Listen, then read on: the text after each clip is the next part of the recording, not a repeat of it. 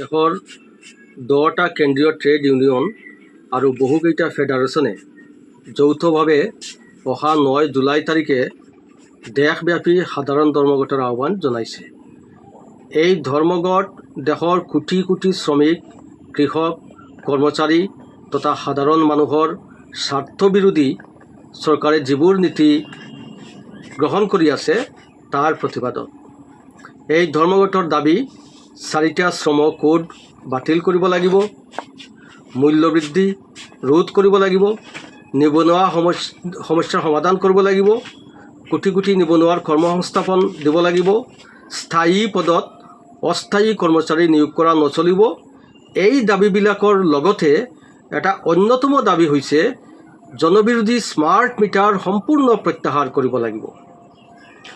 আপোনালোকে জানে চৰকাৰে গোটেই দেশত বৰ্তমানৰ ডিজিটেল মিটাৰ আঁতৰাই এতিয়া নতুনকৈ স্মাৰ্ট মিটাৰ স্থাপন কৰিবলৈ লৈছে। এই স্মাৰ্ট মিটাৰ অত্যন্ত ভয়ংকৰ। ইতিমধ্যে এই স্মাৰ্ট মিটাৰ যিবোৰ ৰাজ্যত কিছু পৰিমাণে লগোৱা হৈছে তাৰ জনসাধাৰণে এই অভিজ্ঞতা অত্যন্ত তিক্ত অভিজ্ঞতা হৈছে যে এই স্মাৰ্ট মিটাৰ সঁচাকৈ খুব ভয়ংকৰ। এই স্মাৰ্ট মিটাৰৰ যোগেদি চৰকাৰে স্মাৰ্টলি গ্ৰাহকৰ টকা লুণ্ঠন কাৰ্য চলাই আছে। গতিকে এই স্মাৰ্ট মিটাৰ সম্পূৰ্ণ প্ৰত্যাহাৰ কৰাৰ দাবী উঠিছে। কাৰণ এই স্মাৰ্ট মিটাৰ জনসাধাৰণৰ স্বাৰ্থত লগোৱা হোৱা নাই। জনসাধাৰণৰ বা বিদ্যুৎ গ্ৰাহকৰ স্বাৰ্থৰ কাৰণে স্মাৰ্ট মিটাৰ নহয়।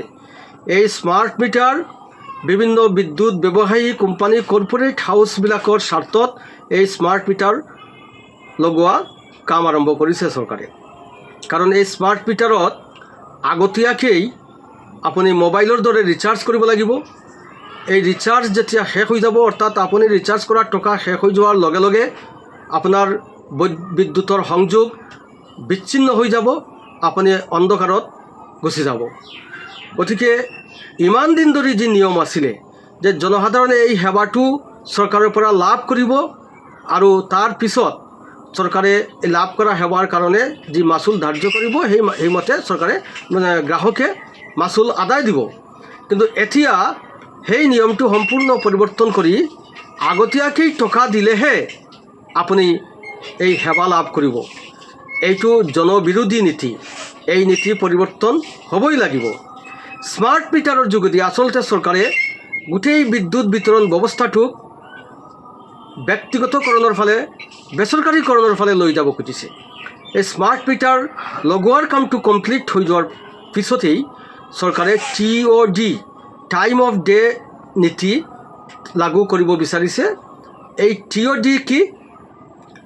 এই TOD নীতিটো হৈছে যে বজাৰৰ চাহিদাৰ ওপৰত ভিত্তি কৰি বিদ্যুতৰ মাচুল নিৰ্ধাৰণ কৰা হ'ব।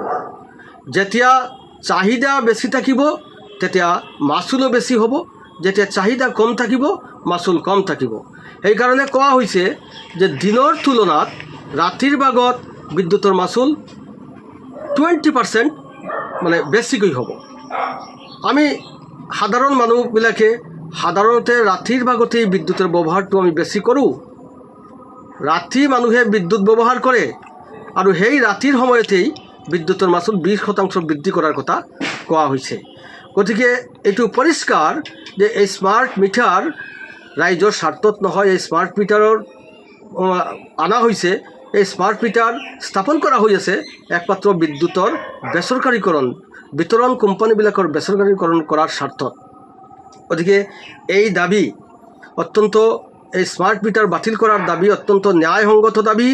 ইতিমধ্যে ভাৰতবৰ্ষৰ অসমৰ লগতে আৰু বহুকেইখন ৰাজ্যত জনসাধাৰণে, বিদ্যুৎ গ্ৰাহকে এই স্মাৰ্ট মিটাৰৰ বিৰুদ্ধে তীব্ৰ আন্দোলন কৰি তুলিছে। আমি অসমত লক্ষ্য কৰিছোঁ যে চৰকাৰৰ মানুহবিলাকে APDCL নিয়োগ কৰা এজেঞ্চিৰ মানুহবিলাকে ঘৰে ঘৰে কৈ বিভিন্ন চল চাতুৰিৰ আশ্ৰয় লৈ মানুহবিলাকক ভুল পথেৰে পৰিচালিত কৰি এই স্মাৰ্ট মিটাৰ লগোৱাৰ জোৰ কৰি স্মাৰ্ট মিটাৰ লগোৱাৰ কামটো কৰি আছে। ক'ৰবাত গৈ কৈ আছে এতিয়া যদি নলগায় পিছত 10,000 টকাত আপুনি কিনি লগাব লাগিব, এতিয়া যদি নলগায় তেনেহ'লে আপোনাৰ লাইন কাটি দিয়া হ'ব। কিন্তু এইবিলাক সম্পূৰ্ণ মিছা কথা। কাৰণ স্মাৰ্ট মিটাৰ বাধ্যতামূলক নহয়। যদি স্মাৰ্ট মিটাৰ বাধ্যতামূলক হ'লেহেঁতেন তেনেহ'লে পশ্চিমবংগৰ চৰকাৰে এই স্মাৰ্ট মিটাৰ বাতিল কেনেকৈ কৰিব পাৰিলে? যদি স্মাৰ্ট মিটাৰ বাধ্যতামূলক হ'লেহেঁতেন তেনেহ'লে গুজৰাট চৰকাৰে এই স্মাৰ্ট মিটাৰ বন্ধ কেনেকৈ কৰিলে? গতিকে এই স্মাৰ্ট মিটাৰ বাধ্যতামূলক নহয়। এই ভয়ঙ্কৰ স্মাৰ্ট মিটাৰ বাতিল কৰাৰ দাবীত আহক অহা 9 জুলাই তাৰিখে গোটেই দেশব্যাপী যি সাধাৰণ ধৰ্মঘটৰ আহ্বান জনোৱা হৈছে, এই ধৰ্মঘটক আমি সফল কৰাৰ কাৰণে আমি সকলোৱে আগবাঢ়ি আহোঁ।